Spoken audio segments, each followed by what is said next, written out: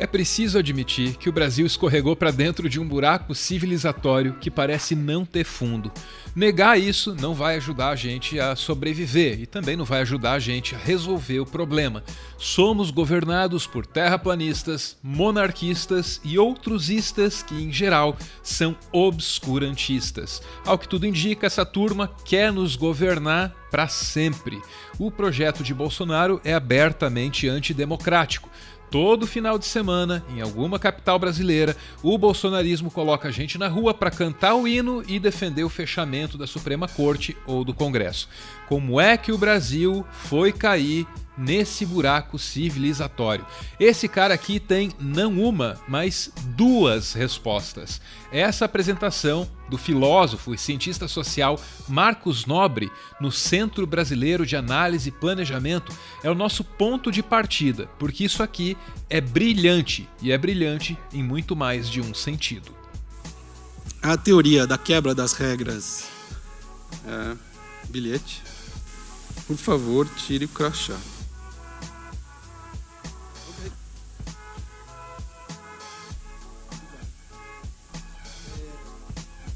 Reflete no vídeo.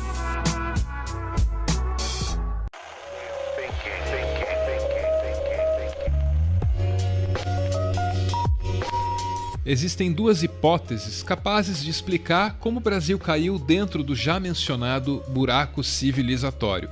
A primeira delas é chamada por Marcos Nobre de ovo da serpente. I understood that reference. E se você não entendeu a referência, ele explica, porque explicar é dessas coisas que ele faz bem. Essa é uma referência shakespeariana, mas que foi tornada corrente pelo filme do Ingmar Bergman, que está falando da ascensão do nazismo. Está falando, portanto, da República de Weimar. A hipótese do ovo da serpente estabelece que o sistema político brasileiro manteve dentro de si os elementos necessários para fazer proliferar o autoritarismo. Nesse jeito de ver as coisas, o autoritarismo sempre esteve entre nós, só que de maneira latente.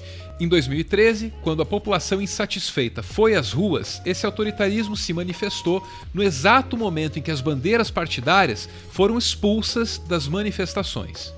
Então, acho que a teoria do ovo da serpente, ela estabelece como marco inicial de interpretação junho de 2013.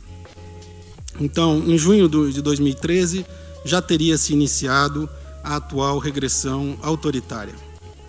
No momento em que as forças de esquerda teriam sido expulsas das ruas e que as forças da reação teriam tomado a liderança dos protestos, já estariam prefigurados os dois principais eventos que se seguiram: a deposição de Dilma Rousseff e a prisão de Lula.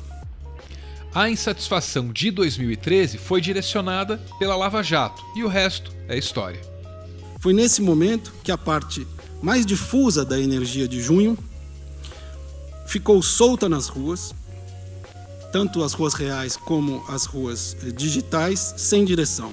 Nesse momento ela foi habilmente vampirizada e canalizada pela Operação Lava Jato, que se colocou como uma espécie de representante dessa energia difusa dentro do sistema político e como representante da indignação social. E a Lava Jato prometeu que ela ia fazer o que o sistema político se recusava a fazer, ou seja, a reforma política. Acontece que o judiciário não pode fazer reforma política. Então prometeu algo que não podia entregar. A segunda hipótese para explicar como o Brasil chegou nesse momento histórico em que desejar um novo AI-5 é uma coisa banal é chamada por Nobre de quebra das regras informais. Nesse segundo jeito de ver as coisas, foi necessário que algo se rompesse para que o autoritarismo pudesse voltar a prosperar. O que se rompeu, segundo Nobre, foi um tipo de pacto informal, segundo o qual todos os atores políticos aceitavam as regras do jogo. Eu considero uma excelente notícia o surgimento de uma teoria como a da quebra das regras informais. Então mostra que o funcionamento das instituições depende de maneira crucial de algo que está, por assim dizer, fora das instituições, que pertence a algo que poderia chamar de uma cultura política democrática.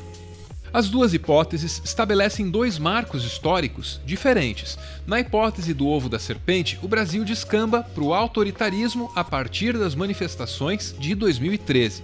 Já na hipótese da quebra das regras informais, o evento que dá origem a um novo momento histórico é a recusa de Aécio Neves de aceitar o resultado das eleições de 2014. Então, cada uma dessas vertentes vai definir a crise de uma maneira diferente e, portanto, vai colocar um marco temporal diferente para cada interpretação. Então, na teoria da quebra das regras informais, o marco inicial está colocado no questionamento do resultado da eleição de 2014 pelo candidato derrotado, pelo partido do candidato derrotado, da lisura do pleito. Nós sabemos que os processos históricos eles são muito mais longos e muito mais complexos do que estabelecer marcos temporais, mas marcos temporais são importantes. Essas duas hipóteses tão distintas fazem mais do que explicar como a gente chegou até aqui. Elas também podem ajudar o Brasil a sair desse buraco, mas claro, só se o Brasil quiser.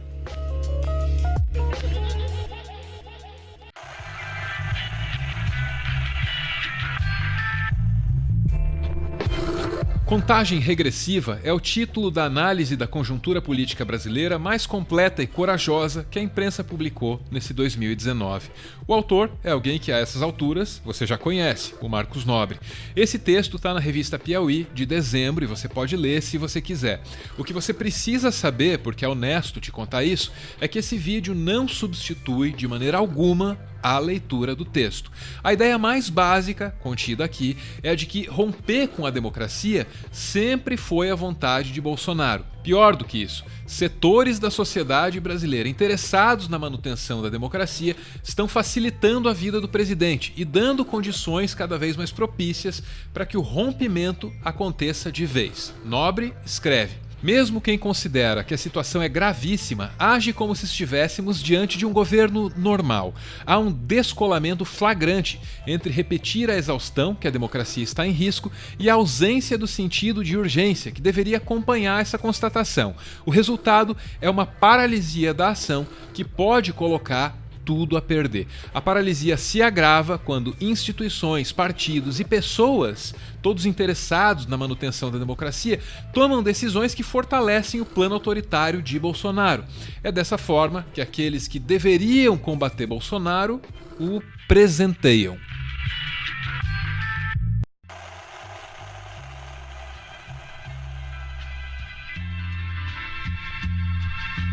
Em outubro de 2018, Mano Brown apareceu num comício de Fernando Haddad. Ninguém imaginou que ele fosse fazer o que ele fez. Em política, quem tá num palanque critica quem tá em outro palanque, nunca no mesmo. Só que Brown não tava nem aí pra isso e mandou a real.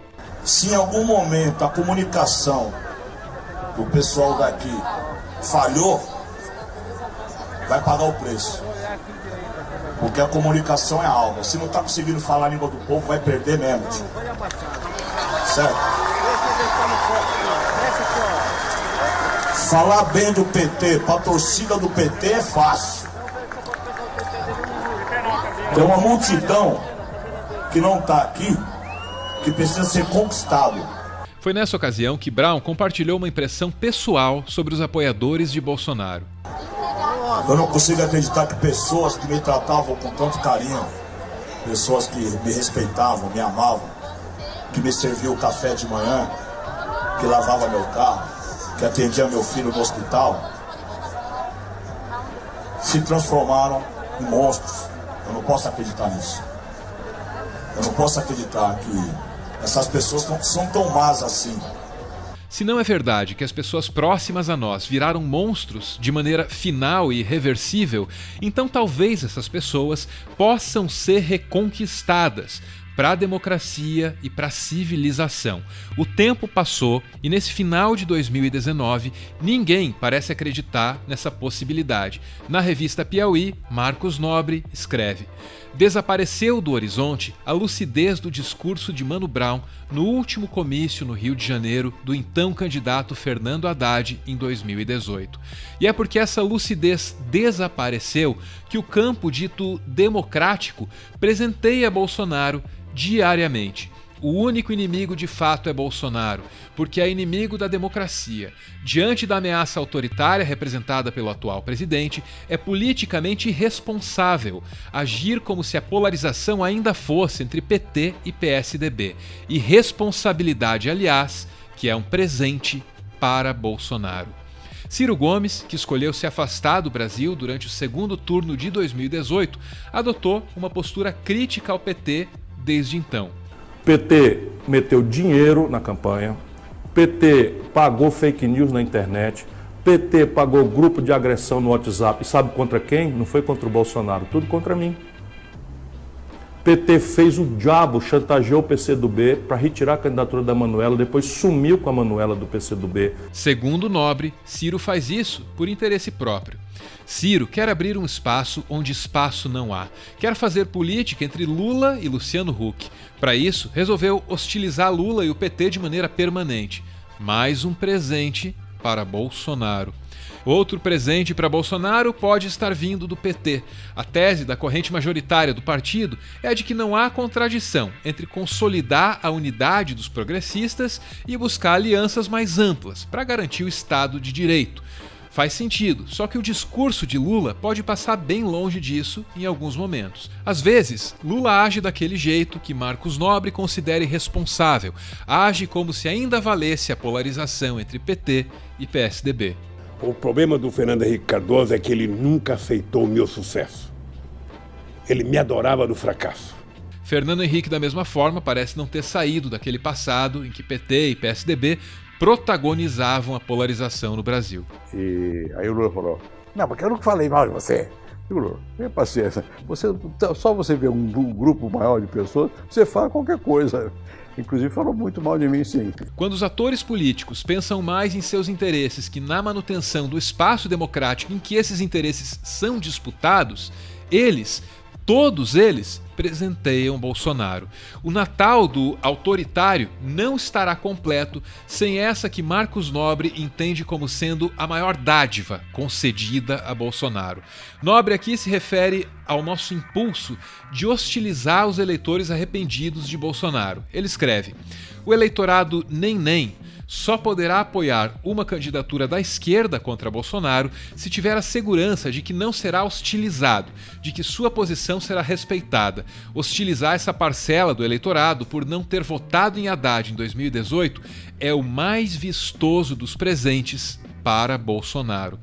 Das queimadas na Amazônia ao óleo no Nordeste, das mortes nas favelas à banalização da violência policial, o bolsonarismo gerou muitos desastres em 2019. Um rompimento definitivo com a democracia viabilizaria muitos outros desastres. Qualquer um que compreenda a seriedade da coisa precisa se unir, mesmo que essa união precise ser precedida por uma longa e modorrenta DR.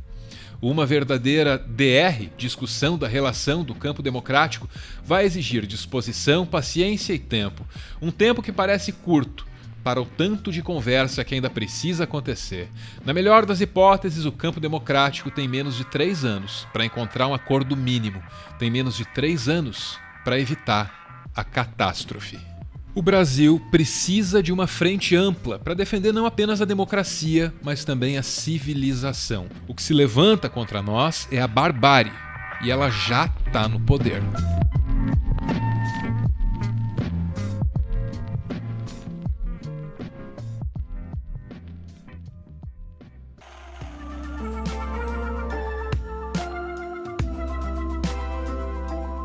Dia desses, a gente lançou esse livro aqui, Tudo o que você precisou desaprender para virar um idiota. I understood that reference.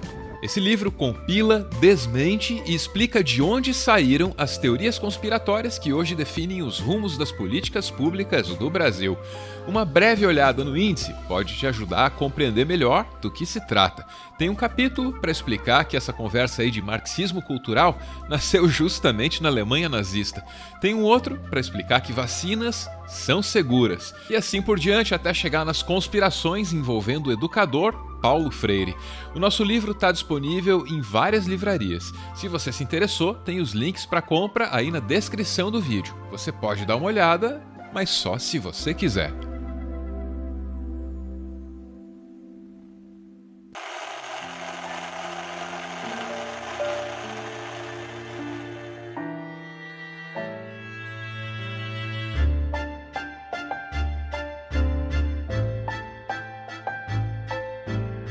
Muito obrigado por ver esse vídeo até o final. O Meteoro é mantido graças a uma campanha de financiamento coletivo. Quem participa ouve um podcast exclusivo e aparece aqui no finalzinho, que é para receber o nosso agradecimento. Hoje é a vez da Brenda, que foi no lançamento do livro junto com o cunhado e com a irmã dela.